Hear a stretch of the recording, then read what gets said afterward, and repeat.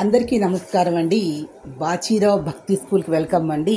అందరికీ కూడా దేవీ నవరాత్రి శుభాకాంక్షలు.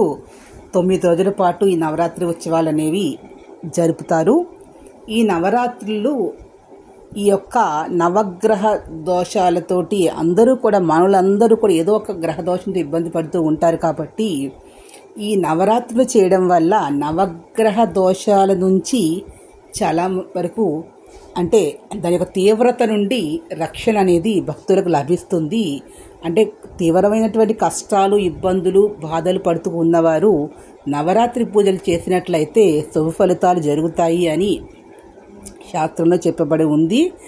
ఈ అమ్మవారి యొక్క దేవీ భాగవతం అని ఒక భాగవతం ఉంటుంది, కృష్ణుని యొక్క తత్వం గురించి, కృష్ణలీలలు. అలాగే అమ్మవారి గురించి చెప్పేటట్టు కదా దేవీ భాగవతం అంటే దేవి యొక్క మహత్యం, దేవి యొక్క లీలా విశేషాలు. ఆ దేవీ భాగవతాన్ని కనుక ఈ 9 రోజుల్లోనూ సాయంకాలం వేళ అంటే 6 గంటల 9 గంటల మధ్యలో చదివి 9 రోజుల్లో పూర్తి చేస్తే విశేష సుఫలితాలు జరుగుతాయి. శక్తి చదవగలిగినటువంటి వారు, చదవలేనటువంటి వారు 9 రోజులు కూడా సాయం సంధ్య వేళ 9 ప్రదక్షిణాలు ప్రతిరోజు కూడా ఒక అమ్మవారి సమీపంలో ఉన్న ఒక దేవాలయానికి వెళ్ళి 9 ప్రదక్షిణాలు చేయవచ్చు. ఇదొక విధానము. శక్తి ఉన్నటువంటి వారు కలశ స్థాపన చేసి సాయంకాలం పూజ చేసుకోవచ్చు.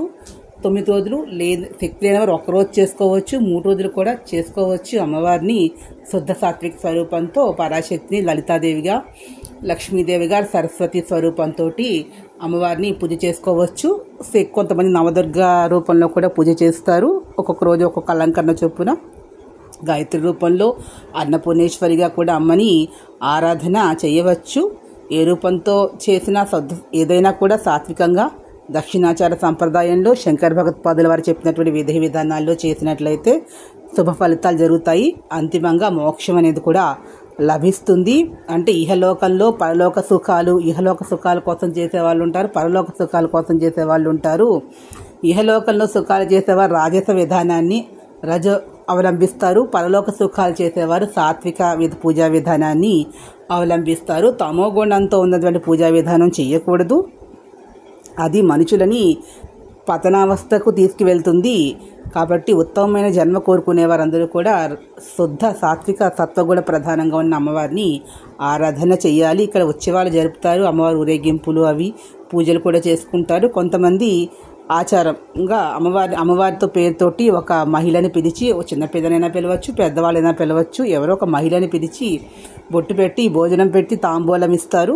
శక్తి లేనటువంటి వారు ఒక పండు ఇచ్చి తాంబూలమైనా ఇచ్చి ఆమెను సంతోష పెట్టవచ్చు. బొట్టు పెట్టి పసుపు రాసి అమ్మవారికి ఇలా పువ్వులు అవి సమర్పించి ఆమెకి సంతోషంగా ఒక తివి పదార్థం ఆమెకి ఇష్టమైన దాన్ని పెట్టచ్చు. లేదు శక్తి లేనటువంటి వారు ఒక అరటిపండైనా ఏదైనా అమ్మవారి భక్తితో ప్రేమతో అమ్మవారి స్వరూపంగా మహిళలను పిలిచి చేసినట్లయితే అమ్మవారి మరింత సంతోషిస్తుంది.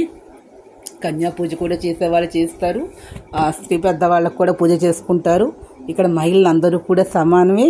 మహిళలందరినీ కూడా గౌరవించాలి.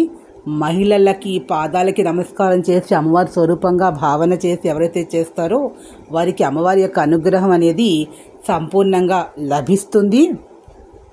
ఎవరికైతే అక్క చెల్లెళ్ళు తల్లులు ఉంటారో వారందరికీ కూడా అమ్మవారి స్వరూపంగా భావించి వారిని సంతోషపెట్టే విధంగా 9 రోజుల్లో వాళ్ళ శక్తి కొలది వారికి ఒక చీరో లేదంటే ఒక వస్త్రమో, వాళ్ళకి ఇష్టమైన ఒక స్వీటో, ఒక పువ్వులో, గాజులో ఏదో ఒకటి వాళ్ళ శక్తి కొలది వాళ్ళకి ఇచ్చినట్లయితే వాళ్ళ యొక్క అమ్మవారి బ్లెస్సింగ్స్ అనేవి సంపూర్ణంగా వారికి లభిస్తాయి. ఇది అమ్మవారి యొక్క మహత్యం. శక్తి లేని వారు మీ తల్లికి మీ అక్కలకి అని ఉన్నట్లయితే వాళ్ళకి పాదాలకు నమస్కారం చేసుకున్నా కూడా అమ్మవారి యొక్క అనుగ్రహం అనేది లభిస్తుంది. శక్తి లేని వారు అమ్మవారి దేవాలయానికి వెళ్ళి నమస్కారం చేసి 9 ప్రదక్షిణాలు చేయలేని శక్తి లేనటువంటి వారు ఒక నమస్కారం సమర్పించుకున్నా చాలు, భక్తితో చేయాలి. స్తోత్రాలు చేసే వాళ్ళు స్తోత్రాలు చేయవచ్చు.